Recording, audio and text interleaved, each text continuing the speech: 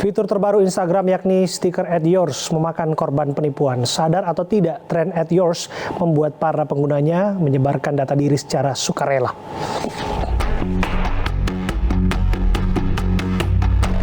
Fitur stiker @yours pada platform Instagram tengah menjadi sorotan karena berisiko dipersalahgunakan.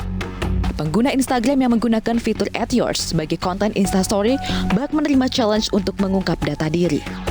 Mulai dari nama panggilan sejak masa kecil, nama anak atau orang tua, jarak usia dengan pasangan, dan berbagai data diri lainnya. Akun Twitter @ditamuhtar mengungkap kasus penipuan yang dialami temannya dengan modus meminta transfer uang usai mengikuti challenge stiker @yours. Pemilik akun bercerita temannya bersedia mengirimkan uang karena sang penipu memanggil sang teman dengan panggilan akrabnya di masa kecil. Pengguna tersebut membagikan tangkapan layar tren variasi nama kamu yang dibuat menggunakan stiker @yours dengan menggunakan nama panggilan. Ramainya penggunaan fitur terbaru Instagram tersebut tidak lepas dari kemungkinan masyarakat yang latah dengan tren tertentu dan tidak ingin merasa tertinggal dari sebuah tren yang lahir dari disrupsi teknologi. Istilah itu biasa disebut dengan fear of missing out atau FOMO.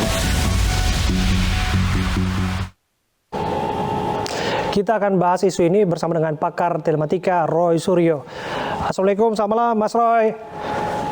Waalaikumsalam warahmatullahi wabarakatuh. Selamat malam untuk pemirsa iNews di mana saya berada. Selamat malam untuk sahabat saya, Mas Abraham. Iya, apa kabar Mas Roy? Sehat ya? Alhamdulillah baik. Iya. Tapi kita nih ngobrol nggak usah sambil nangis loh, Mas. Oh, ngikutin ya ternyata Mas Roy ya kemarin ya. Oh iya, dan saya pun kalau sebagai penonton ya, itu sangat bisa merasakan, apalagi kalau kita punya putra atau putri yang bernasib sama. Ya. Jadi sekali Mas, itu manusiawi sekali. Jadi itu bisa terjadi pada cowok, pada cewek, dan saya sangat memahami. Tapi justru moga-moga ratingnya tinggi Mas waktu itu Mas. Aduh, Mas Roy terima kasih loh pengertian dan dukungannya. Itulah dilema kemanusiaan melawan profesionalitas, tapi kita harus menyadari bahwa kemanusiaan di atas segalanya. Mas Roy, ngomong-ngomong soal media sosial ya, itu tadi Mas Roy sudah singgung waktu saya siaran yang disebutkan viral di media sosial Mas. Tapi ini juga harus kita antisipasi. Fitur baru @yours, tentu ini juga nggak lepas dari amatan Mas Roy. Mas Roy, betul nggak sih ini fitur berbahaya? Ya, memang berbahayanya karena gini, saya juga men-tweet hal ini karena apa? Ini berhubungan dengan sifat masyarakat kita atau netizen kita, itu yang suka dua hal. Yang pertama suka kepo, ya, dan yang kedua suka narsis. Nah, ini digabungkan.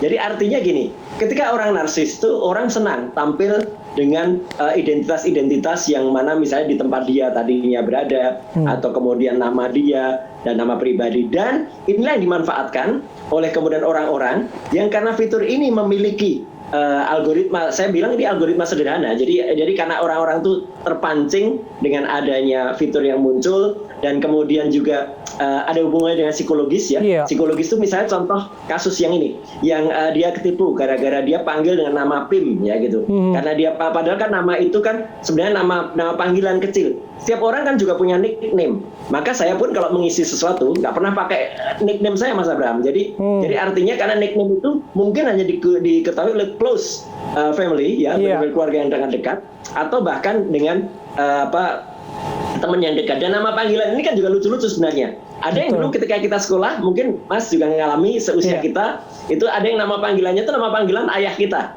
Gitu ya, gitu. Jadi semacam dalam tanda kutip bulian juga isinya ya Mas. Bulian juga gitu. Tapi ada juga nama dari nama kita yang dipotong, atau nama kita di belakang, atau sengaja diambil dari hal yang. Nah, ini kalau misalnya seseorang dipanggil dengan nama yang mungkin itu lekat dengan nama kecilnya, ya, ini secara psikologis dia akan terpengaruh, gitu. Kayak pencuri yang ini sebenarnya modusnya sudah lama. Pencuri yang misalnya dia mencuri berhasil mengambil handphone kita, dan kemudian handphone itu ada data diri kita atau data keluarga, itu mudah sekali kemudian menjadikan faktor psikologis bagi orang tersebut. Karena misalnya orang tersebut ditelepon, Pak, istri Anda kecelakaan, ini sopir, misalnya sopirnya namanya Anto, sopir sudah di sini Anto, kemudian sudah di sini, saudara Anda misalnya katakanlah Randy namanya, itu juga sudah di sini. Nah, kemudian ada lagi misalnya, ya ini disebut nama 2-3 nama yang terdekat di telepon, itu kayak dia Mas, kayak di hipnotis, tapi sebenarnya bukan hipnotis, ini psikolog biasa. Dan ini bisa muncul gara-gara algoritma sederhana yang kemudian bisa digunakan sekarang. Jadi misalnya sah-sah saja Mas. Misalnya kayak Mas suka buka marketplace ya, yang misalnya nyari barang-barang elektronik. Nanti iklan-iklan yang muncul tuh iklan-iklan elektronik kebanyakan gitu loh. Dan itu yang kemudian kalau kita pakai nama pribadi kita, maka nanti yang akan muncul atau kemudian akan dilihat oleh orang juga adalah yang dekat dengan kita. Yang ini yang kemudian sempat ada kasus lain waktu itu, kenapa ada anak-anak belajar online pakai handphone orang tua, tiba-tiba mohon maaf muncul gambar porno gitu. Nah, berarti orang tuanya memang suka akses gambar porno. Nah, ini contoh bahwa hal pribadi di dunia maya itu sangat berbahaya dan kemudian bisa disalahgunakan untuk kemudian menipu seseorang. Gitu. Mas Roy, tapi kan kalau ini disebutkan tren ya, tentu ada juga kehati-hatian. Dan apakah dirasa perlu juga yang namanya peran dari regulator? Saya pikir regulator kan sudah menyampaikan himbauan dalam hal ini kepada seluruh pengguna media sosial untuk cakap dan berhati-hati dalam menggunakan media sosial. Tapi apa yang kurang? Apa yang dirasa penting? Oke, gini, sering kita dengar bahwa ada istilah misalnya dari teman-teman di Kementerian Kominfo itu sudah menyampaikan misalnya harus saring dulu sebelum sharing, ya gitu. Nah, jadi data-data kita saring. Tapi ada juga yang harus kita perhatikan karena ada istilah di teman-teman itu caring is sharing, gitu. Jadi sharing is caring. Jadi kita seolah-olah kalau kita men-share itu kita care. Padahal kadang-kadang yang kita share itu belum tentu data yang seharusnya kita perhatian kepada orang tersebut.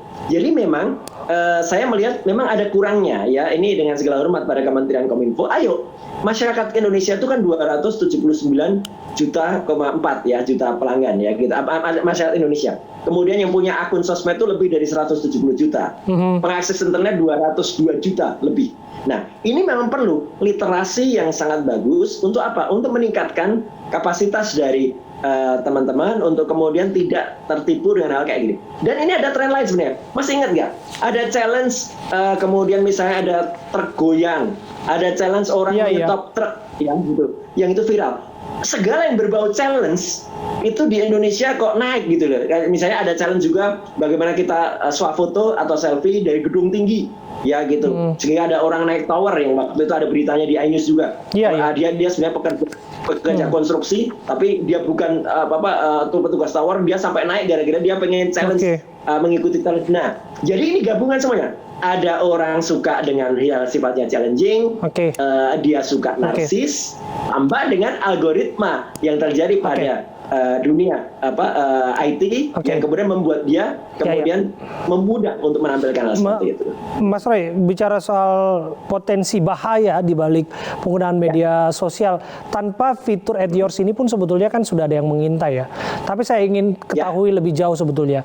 Sindikat penipu ini apakah memang dalam tanda kutip 24 jam selalu memantau akun-akun media sosial kita sehingga pada akhirnya dia bisa mencuri data pribadi kita untuk menyalahgunakannya, atau seperti apa Mas Roy? Saya harus mengatakan iya. Saya harus mengatakan kita harus hati-hati. Bagi kita mungkin sederhana. Nggak apa-apa deh naruh nama. Nggak apa-apa kita memotret tanda tangan kita gitu ya. Nah, tapi hal kayak gitu, hal yang sifatnya sederhana itu kalau dikumpulin, itu ada istilahnya dalam penyidikan yaitu menjadi satu profiling. Jadi para penjahat ini menggunakan sistem seperti profiler. Ada serialnya nih kalau di salah satu TV swasta di luar. Ya gitu. Jadi dengan profiler itu mudah untuk kemudian mendeskripsikan seseorang. Misalnya saya akan mendeskripsikan Mas Abraham misalnya punya putri gitu ya gitu. Nah, kemudian nanti nama putrinya misalnya kita ketahui ya, maaf saya sebut di sini belum saya tahu. Tapi kemudian itu disebutkan dan itu diungkapkan. Dan nanti hal kayak gitu persis itu Mas bisa Roy. kemudian Iya persis Mas Roy, karena itu semua sudah gampang diakses. Mas Roy tadi menyinggung soal saya yang bersiaran menangis dan kemudian itu tidak sengaja Mas Roy ya. Tidak di skenario tapi terjadi begitu saja. Dan itu kan mendapatkan perhatian publik yang begitu banyak. Dan yang namanya akun media sosial saya kan diserbu, paling tidak kan dilihat oleh orang. Di sisi lain ada yang memuji, ada yang juga yang menghujat. Tapi begini Mas Roy, yang saya kaget, ternyata ada yang mencatut wajah putri saya terus masuk di YouTube gitu tanpa izin sama sekali. Betul. Itu saya kaget betul. Sama dengan kejadian misalnya terjadi pada, saya nggak usah pakai contoh Mas ya gitu. Misalnya pada kejadian putranya Vanessa Angel ya, itu almarhumah Vanessa Angel dan Bibi. Itu kan juga. Iya, Gaya. Itu kan juga dimanfaatkan gitu jadi wajah itu, bahkan ada yang nyari sumbangan, ada kemudian banyak manfaatkan persis. Ya. Nah, jadi hal kayak gitu, Mas. Inilah yang kemudian harus disadari oleh masyarakat kita terutama, bahwa hal yang sifatnya pribadi itu memang benar-benar harus kita lakukan. Kenapa? Kemampuan memori kita sebagai manusia kita tidak sempurna, itu terbatas. Hal yang sifatnya pribadi tadi, apakah nickname, nama kecil ibu kandung terutama, kemudian nama hewan kesayangan, warna favorit, itu kadang-kadang kita jadikan secara tidak sadar, alam bawah sadar kita menjadikan itu password. Dan ketika itu dijadikan password, maka disinilah peran dari hal teknis tadi yang saya sebut algoritma tadi. Dia akan berusaha kemudian mencari dan menghubung-hubungkan. Sehingga kalau kita misalnya mencari iklan sesuatu, nanti munculnya, loh kok persis dengan warna yang kita sukai ya. Loh kok hewannya muncul dengan hewan-hewan yang kita suka. Karena apa? Karena komputer pun, IT pun itu juga kemudian melakukan itu. Nah, itulah profil itu yang dimanfaatkan oleh para penipu untuk kemudian melakukan mulai dari sifatnya provokasi sampai kemudian sifatnya mempengaruhi seseorang. Dan orang kalau sudah terpengaruh, kalau saya tadi nyebut 1, 2, 3 nama orang terdekat disebut, ya, itu biasanya dia automatically dia secara psikologis dia akan terpengaruh, dan itu manusiawi, sangat manusiawi. Sama halnya dengan sama halnya dengan ketika Mas terbawa emosinya ketika punya putra atau putri yang kemudian seusia dan kemudian mengalami hal yang sama, itu akan bisa itu ikut gitu loh. Jadi apalagi kalau itu namanya sama, kemudian apalagi seksnya sama, itu pasti akan terpengaruh. Dan ini yang dimanfaatkan oleh para penipu. Jadi sekali lagi, sharing is caring, betul, tapi tidak semua itu kita harus care ya terhadap hal yang, atau tidak semua harus kita sharingkan, benar-benar harus kita saring. Gitu. Oh, luar biasa, Mas. Terakhir ini, Mas Roy, barangkali apa yang penting untuk kita pelajari secara bersama-sama, dibalik bahwa kita kan nggak bisa berharap ini tutup aja fiturnya kalau misalnya nggak berbahaya.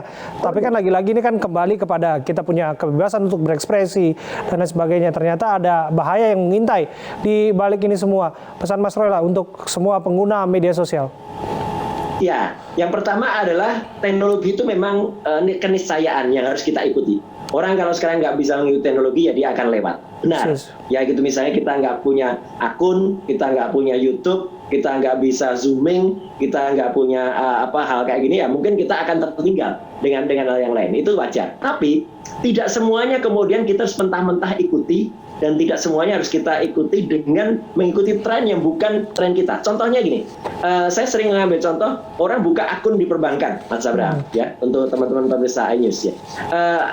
Selalu kita ditawari mau buka rekening, otomatis include dibuka fitur e-bankingnya, SMS banking, atau semuanya dibuka. Nah, kalau memang kita tidak perlu, ya nggak usah gitu loh. Karena kalau kita nggak pernah pakai, itu akan bisa nanti orang lain akan memonitor dan kemudian memanfaatkan. Apalagi kalau kita kemudian mengaksesnya, dan ketika kita lupa logout ketika kita login, itu akan ditimpa. Hanya dalam waktu beberapa detik, kemudian orang bisa melakukan intersepsi. Ketika orang melakukan intersepsi, akun kita dicuri. Jadi kita ambil fitur yang pas-pas saja, ya. Tapi kalau pesan saya, kalau kita nggak ngikutin tren, memang juga akan ketinggalan gitu. Jadi ya kita harus ada di tengah-tengahnya. Nggak usah, jangan sampai kita abai. Ini kata-kata saya biasa gitu. Jangan kita abai terhadap perubahan, tapi jangan kita lebay mengikuti perubahan itu. Terima kasih Mas Roy. Apa yang dijelaskan tadi masuk ke saya, karena saya juga alami soal migrasi data dari pengguna bank yang kita tahu belakangan ini ada bank yang merger, saya termasuk nasabahnya, ternyata ada penipuan juga saya alami. Ada hubungan dengan oknum. Kalau itu hubungannya dengan oknum juga pasti dia karyawati bank, tadinya dia pindah ke asuransi, otomatis dia mau nama-nama nasabah, dan itu langgang. Ya kayak gitulah. Harus hati-hati. Ini penting sekali untuk siapapun yang menggunakan media sosial. Saya pikir banyak orang yang memilikinya. Terima kasih, Mas Roy. Pemirsa, Anggiat Pasar Ribu, perempuan yang terlibat cekcok dengan Ibu Arteria Dahlan akhirnya meminta maaf. Kami hadirkan informasinya saat lagi untuk Anda.